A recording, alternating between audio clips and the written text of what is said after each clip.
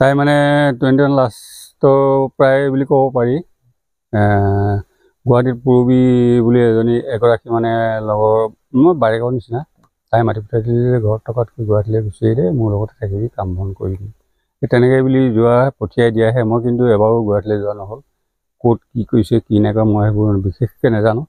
মাত্ৰ গুৱাহাটীত আছে বুলি জানো। পূৰবীৰ লগতে কিছুদিন আছিলে তাৰপিছত এতিয়া পূৰবীৰ নাম লগ আজি বেছি দিন হোৱা নাই 15 দিনমান হৈছে নেকি যে মোৰ ওচৰৰ পৰা তাই গুচি গ'ল বেলেগ ৰুমত ৰুম ল'লে আৰু বেলেগকৈ থাকে তেনেকৈ বুলিহে মোক জনাইছে। বিশেষ কি হ'ল কি নাই মই এতিয়া নাজানো, ক'ব নোৱাৰোঁ। আপুনি ঘটনা কি বুলি গম পায় এতিয়া? মই ডাঙৰটোৰ মুখত শুনিছোঁ, জাগুনৰ পৰা ফোন কৰিছে ডাঙৰটোৱে যে ননৰ এক্সিডেণ্ট হ'ল।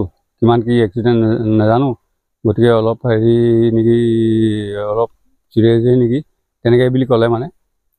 সেইবুলি কৈছে যে আমি গধূলি সময়ত চোবা মানে টিকেট কাটি লৈ ভাইটিৰ লগত দুয়োটাই আমি গধূলি সময়তে ৰাওনা কৰিম গুৱাহাটী তেনেকৈ বুলি ক'লে। এতিয়া সৰুটো নাই, এতিয়া আহিব অলপ সময়ত পিছতে পাবহি। তাৰপিছতে ঘৰত বৰ্তমান মই অকলে আছোঁ। এতিয়া ঘৰত নাই কোনো। ডাঙৰটো যাব আৰু সৰুটো যাব, সিহঁতি দুটাই যাব। এটা ভায়েক হয় এটা ককাই হয়। কি কৰি আছিলে তাই গুৱাহাটীত গম পাই নেকি? গুৱাহাটীত বিশেষকৈ মই একো নাজানো। আজি ইমানেই হ'ল যদি মই এদিনো নগ'লোঁ। মাতি আছিলে প্ৰায়, মই অকলীয়াৰ কাৰণে মই বোলো যাব নোৱাৰোঁ, গতিকে আজিলৈকে যোৱা নহ'ল। কি কৰিছিলে কি নাই তাইহে জানিব। তাইৰ লগত আজি ধৰ দুদিনৰ আগতে তাই ফোন কৰিছিলে মোলৈ। ফোন কৰি ক'লে যে পইচা পাতি কিবা দৰকাৰ হৈছে যদি ক'বি বোলো এইকেইদিনতে পঠিয়াই দিম। মই ক'লোঁ যে মোৰ ডিব্ৰুগড় মেডিকেল যাব লাগে, চকুৰ অলপ অসুবিধা হৈছে, গতিকে চকুকেইটা দেখাবৰ কাৰণে যদি পাৰ দিবি 2-4 হাজাৰ টকা তেনেকৈ বুলি কৈছিলোঁ। কিন্তু আজি কাইলৈৰ ভিতৰতে দিয়া কথা আছিলে। এতিয়া লাষ্ট এতিয়া কি হৈছে কি নাই মই বিশেষকৈ নাজানো, এতিয়া খবৰ পাইছোঁ। তাই মানে 21 লাষ্টৰ প্ৰায় বুলি ক'ব পাৰি। গুৱাহাটীত পূৰবী বুলি এগৰাকী মানে লগৰ মই বাৰেকৰ নিচিনা তাই মাতি পঠাই দিলে ঘৰত থকাতকৈ গুৱাহাটীলৈ গুচি আহিলে মোৰ লগতে থাকিবি কাম বন কৰিবি তেনেকৈ বুলি যোৱা পঠিয়াই দিয়াহে মই কিন্তু এবাৰো গুৱাহাটীলৈ যোৱা নহ'ল। ক'ত কি কৰিছে কি নাই কৰা মই সেইবোৰ বিশেষকৈ নাজানো। মাত্ৰ গুৱাহাটীত আছে বুলি জানো। পূৰবীৰ লগতে কিছুদিন আছিলে তাৰপিছত এতিয়া পূৰবীৰ নাম লগ আজি বেছি দিন হোৱা নাই 15 দিনমান হৈছে নেকি যে মোৰ ওচৰৰ পৰা তাই গুচি গ'ল বেলেগ ৰুমত ৰুম ল'লে আৰু বেলেগকৈ থাকে তেনেকৈ বুলিহে মোক জনাইছে। বিশেষ কি হ'ল কি নাই মই এতিয়া নাজানো, ক'ব নোৱাৰোঁ। আপুনি ঘটনা কি বুলি গম পায় এতিয়া? মই ডাঙৰটোৰ মুখত শুনিছোঁ, জাগুনৰ পৰা ফোন কৰিছে ডাঙৰটোৱে যে ননৰ এক্সিডেণ্ট হ'ল।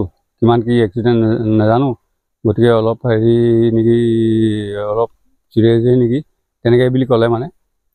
সেইবুলি কৈছে যে আমি গধূলি সময়ত চোবা মানে টিকেট কাটি লৈ ভাইটিৰ লগত দুয়োটাই আমি গধূলি সময়তে ৰাওনা কৰিম গুৱাহাটী তেনেকৈ বুলি ক'লে। এতিয়া সৰুটো নাই, এতিয়া আহিব অলপ সময়ত পিছতে পাবহি। তাৰপিছতে ঘৰত বৰ্তমান মই অকলে আছোঁ। এতিয়া ঘৰত নাই কোনো। ডাঙৰটো যাব আৰু সৰুটো যাব, সিহঁতি দুটাই যাব। এটা ভায়েক হয় এটা ককাই হয়। কি কৰি আছিলে তাই গুৱাহাটীত গম পাই নেকি? গুৱাহাটীত বিশেষকৈ মই একো নাজানো। আজি ইমানেই হ'ল যদি মই এদিনো নগ'লোঁ। মাতি আছিলে প্ৰায়, মই অকলীয়াৰ কাৰণে মই বোলো যাব নোৱাৰোঁ, গতিকে আজিলৈকে যোৱা নহ'ল। কি কৰিছিলে কি নাই তাইহে জানিব। তাইৰ লগত আজি ধৰ দুদিনৰ আগতে তাই ফোন কৰিছিলে মোলৈ। ফোন কৰি ক'লে যে পইচা পাতি কিবা দৰকাৰ হৈছে যদি ক'বি বোলো এইকেইদিনতে পঠিয়াই দিম।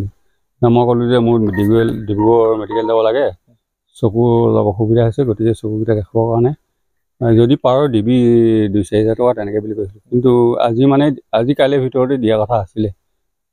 এতিয়া লাষ্ট এতিয়া কি হৈছে কি নাই মই বিশেষকৈ নাজানো, এতিয়া খবৰ পাইছোঁ।